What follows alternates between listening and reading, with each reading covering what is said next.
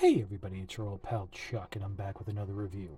Now, as you can see, I have a box in front of me, and it's the new Generation Selects Magnificus. Now, what I didn't know is that Magnificus was going to be the first figure released from the Legacy. Evolution is a mystery. Boom, boom. Sorry.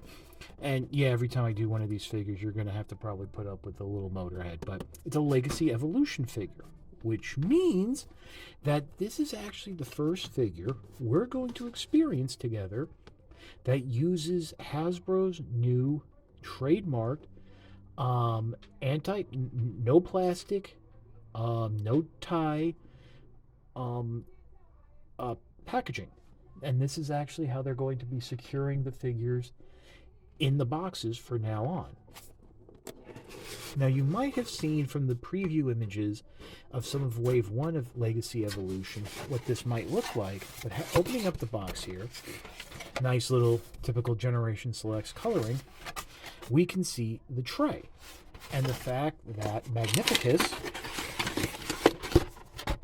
let me just move this box out of the way, is basically the meat in a Transformer sandwich.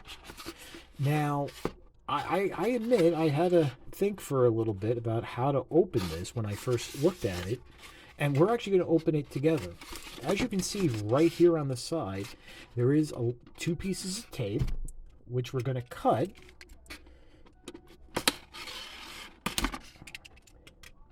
And then we will be able to open the sandwich and remove Magnificus.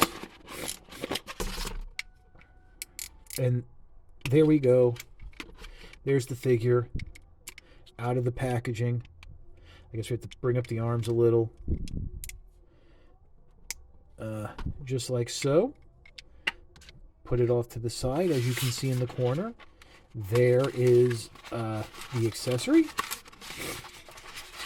And of course, that's going to be the hardest one to get out, but there it is. So that's, I guess, how you'll be able to remove your figures for now on. So let me prepare Magnificus for the review proper, and we'll be right back. Okay, so we're starting off in microscope mode. Now, for those of you unfamiliar with Magnificus, oops, that's a little loose, this is actually how the original microchange microscope toy that became Perceptor looked. I guess back in the 80s, black, red, gray were common colors for microscopes. But this was it. Now, Magnificus was eventually the genesis of the character comes from Takara's E-Hobby line. And whereas the Perceptor toy during the reissue, book box reissue era, was done in its original Diaclone colors, but then included a Microman partner, Gamede, to basically ride in the tank mode as well as man the stationary cannon. Now, unfortunately, because of the fact that the dials here are not removable, you cannot pull off that tank mode, but you can pull off the stationary, and again, as we saw with Perceptor, the stationary cannon mode. So what you want to do is just swirl the legs around. I mean, again, we've already seen this with Perceptor. It's nothing new. Just slide it in, and there you go. And peg the handgun in right over there. And there you go. And I do believe if you have a figure of scale, it could possibly fit in there. Obviously, the tank mode would be bringing this down completely flush, which you can do, but then it doesn't really sit right. This hinge part here sticks out, and there isn't the wheel. So you're missing a couple key elements to the to do the tank mode.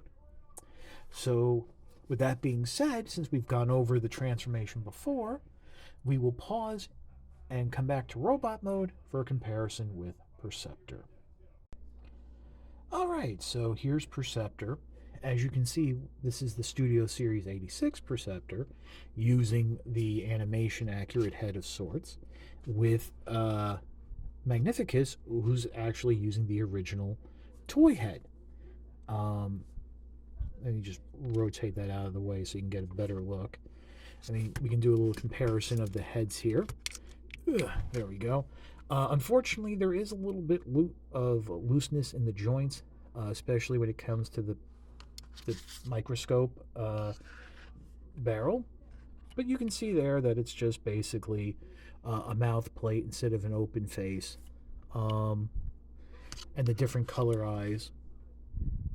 Just a little bit darker overall, and there's a difference in the placement of the logos. Now, a lot of people would think that Magnificus could be the shattered glass Perceptor, and I guess you could use that, but keep in mind that Magnificus was designed as a wholly original character, and I do believe that this is the second or third time we've got it. I know that the original Universe Perceptor, that was the mobile, the treaded vehicle thing, that was redone as Magnificus. I don't know if Titan's Return Perceptor was done like that. I want to say yes, and somehow Gamede was used as the head, but that could just be like a fan creation. So other than that, I mean, there's pretty much nothing different to the figures. I mean, this was a very simple repaint with a new head, which is always good. You know, I mean, obviously, since we first saw Perceptor, we kind of assumed that at some point Magnificus was going to come. So, yeah, really the most exciting part of this whole thing was discovering the new Evolution packaging. So, I do believe that's about it. So we'll pause and we'll come back with my final thought. If you're a fan of the Perceptor mold and like the history that comes with getting these Diaclone colored re-releases, then I can really recommend Magnificus.